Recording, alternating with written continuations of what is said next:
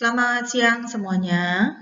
Siang hari ini kita akan melakukan perkuliahan kita secara online. Tadinya Ibu pengennya Google Meet, tetapi sepertinya karena ada satu dan lain hal, lebih baik kita lakukan secara online dengan recording video ini. Memang mohon maaf, jadinya tidak dua arah ya. Tapi ketika nanti ada pertanyaan-pertanyaan terkait yang Ibu jelaskan di video ini, bisa kalian tanyakan di grup WhatsApp kita, ya. Oke, kita lanjutkan materi kita mengenai kelas diagram yang kemarin sudah pernah kita bahas 2 minggu yang lalu, dan karena ini adalah pertemuan terakhir untuk kelas diagram, kita akan masuk juga nanti ke case study, ya. Kita bagi menjadi 2 video, tapi kita perlu bahas bersama-sama lagi dulu mengenai kelas diagram. Kemarin sudah Ibu berikan video dari YouTube ya, bahwa ada beberapa konsep mengenai kelas diagram yang diberikan dengan cara yang lebih sederhana pada video YouTube tersebut, dan akan kita bahas juga hari ini. Nah, untuk kelas diagram sendiri yang akan kita fokuskan adalah kepada komponennya. Jadi komponen dari kelas diagram ini ada, seperti yang sudah kalian ketahui juga, ada nama, ada atribut, dan juga ada operasi, ya. Yang kalau kita lihat nanti untuk atribut sendiri dan metode, ya ada metode ada atau operasi pada kelas diagram, simbol utamanya dari sebuah kelas, ya itu ada sifat-sifat yang nanti akan ada pada sebuah atribut, pada sebuah kelas akan ada sifat-sifat ya atau metode atau operasi. Yang pertama ada yang namanya private.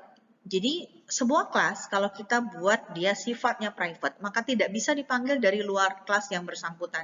Jadi tidak bisa digunakan oleh kelas yang lain.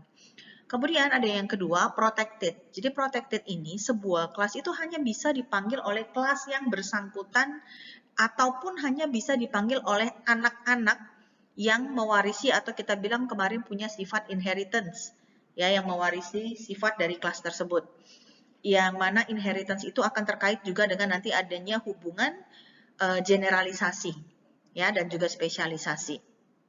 Nah, tapi kalau misalnya kelasnya kita buat sifatnya adalah public, maka kelas ini artinya bisa dipanggil oleh siapa saja atau dari kelas mana saja bisa akan menggunakan ya atau berhubungan dengan kelas tersebut. Nah, kemudian ada istilah package ya. Package ini adalah kelas-kelas yang hanya dapat dipanggil oleh instans sebuah kelas ya pada paket yang sama. Jadi kalau misalnya kita membuat satu grup paket kelas ya, maka hanya akan bisa kalau dia metodenya adalah package, hanya akan bisa kelas-kelas itu dipanggil oleh kelas pada paket yang sama. Jadi kalau kita bikin oh ada 3 kelas ini satu package atau 4 kelas ini satu package, maka nanti hanya akan bisa dipanggil oleh kelas-kelas yang ada dalam package tersebut saja. Oke. Nah, kalau tadi itu lebih ke sifat dari metode atau operasi pada sebuah kelas diagram. Sekarang kita akan lihat adanya hubungan antar kelas. Jadi hubungan antar kelas ini ada beberapa macam yang kemarin sudah pernah Ibu jelasin juga ya, jadi tidak terlalu detail ke sini. Ada asosiasi, itu hubungan statis ya, tidak ada hubungan berdasarkan ketentuan satu dan lain hal. Menggambarkan kelas yang punya atribut berupa kelas lain atau kelas yang harus mengetahui eksistensi dari kelas lain. Ya, ada panah navigability, nanti arah panah menunjuk kemana. Ya, itu menunjuk ke arah query antar kelas. Dan juga ada hubungan lain ya antar kelas, yaitu agregasi. Agregasi ini hubungannya menyatakan bagian atau terdiri atas. Jadi satu kelas itu terdiri atas kelas lain atau merupakan, atau satu kelas itu merupakan bagian dari kelas yang lain. Kemudian ada yang namanya pewarisan atau inheritance. Ini hubungan hierarkis antar kelas, di mana satu kelas itu atributnya bisa diturunkan ya dari kelas lain dan mewarisi semua atribut dan metode kelas yang di atasnya ya atau kelas asalnya. Jadi kelas yang akan mengikuti atau yang mewarisi atribut dan juga metode dari kelas yang ada di atasnya itu disebut anak ya, anak dari kelas yang diwarisi. Oke. Dan kebalikan dari pewarisan itu adalah generalisasi.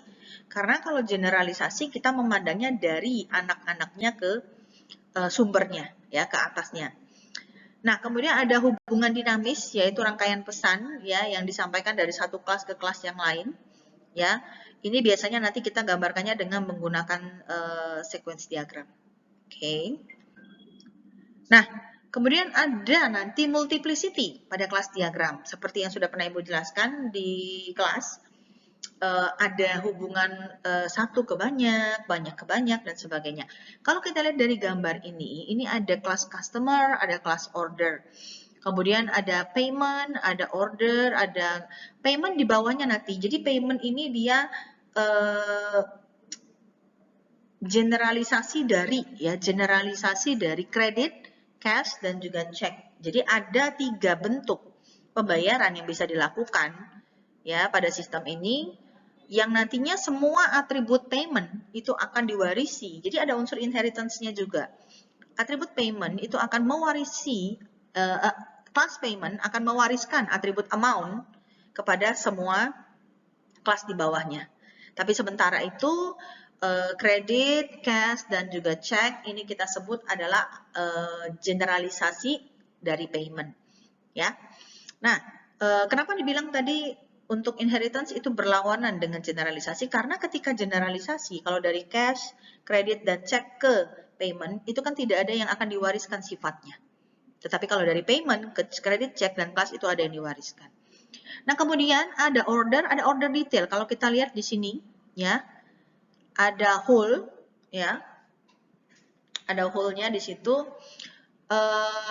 Jadi sebetulnya untuk order detail itu nanti akan merupakan bagian dari order, ya. Jadi kalau kita lihat simbol ini, ya, dia merupakan bagian ya dari order, dan juga nanti di sini ada item, di mana setiap order detail itu akan ada class item di dalamnya, ya.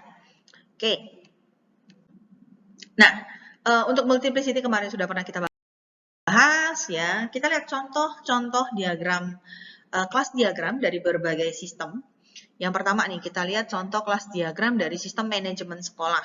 Seperti yang kalian lihat di gambar ini, ada yang namanya kelas admin, ada kelas teacher atau guru, kemudian ada kelas test paper, ya, bahwa setiap guru itu akan melakukan yang namanya ujian, dan juga ada students, ya, ada nanti subjects, division, dan class yang merupakan bagian dari pengelolaan administrasi sekolah. Nah, kalau kita lihat di sini admin itu nanti akan berhubungan dengan subjek, dengan division, dengan kelas, ya. Bahwa kegiatan administrasi ini bukan inheritance ya, karena tidak ada panahnya. Jadi ini hanya hubungannya, admin ini punya hubungan dengan berbagai kelas. Kemudian teacher juga ada hubungannya dengan admin, ya. Jadi di sini masih belum ada hubungan secara yang kita bilang agregasi, ya, yang kita bilang composite, ya, itu belum. Nah, kemudian kita lihat lagi ada contoh kelas diagram berikutnya, yaitu kelas diagram automated teller machine atau ATM. Ya, bahwa kalau sebuah ATM itu biasanya punya kelas diagram banknya bank apa? Ada kontak, ada address, ada statement, account, ya, customer, ya. Nah, ini semua juga saling berhubungan dan ini masih belum ada hubungan yang kita bilang secara agregasi, secara komposit, ya, inheritance dan sebagainya. Oke, sekarang kita lihat di sini ada kelas diagram yang berbeda lagi. Nah, di sini sudah ditentukan nih sifatnya. Bahwa login sistem itu nanti akan ada kaitannya dengan supermarket, ya, di mana nanti login ini akan terkait dengan sistem yang ada di kelas supermarket, dengan atribut yang ada di kelas supermarket. Dan sementara untuk ini panahnya lebih ke panah generalisasi, ya, lebih ke panah inheritance. Jadi bahwa login itu nanti ada beberapa macam yang login. Ada petugas gudang, ada ini sebetulnya HRD, ya, ada HRD, ada kasir. Jadi ada petugas gudang, ada HRD, ada kasir, dan itu nanti pasti petugas gudang dan juga HRD dan kasir itu melakukan kegiatan login. Nah, kemudian untuk ada pengontrolan sistem, ya. Sorry. Jadi ada pengontrolan sistem di sini, ada stok barang, ada melayani customer, ya. Ini semua adalah kelas-kelas yang berhubungan dengan ketiga petugas ini tadi. Oke. Jadi ketika kita mau membuat kelas diagram, kita harus definisikan dulu ada objek-objek apa yang mau kita simpan datanya, ya. Nah, sistem informasi akademik di sebuah perguruan tinggi nih, contoh lagi kelas diagram. Bahwa dosen dengan jadwal, ruang, mata kuliah, KRS, dan mahasiswa serta nilai ini belum ada relasi antar kelas yang perlu kita tentukan nanti, ya. Nah, untuk perpustakaan juga ada nanti bentuk kelas diagramnya, ya.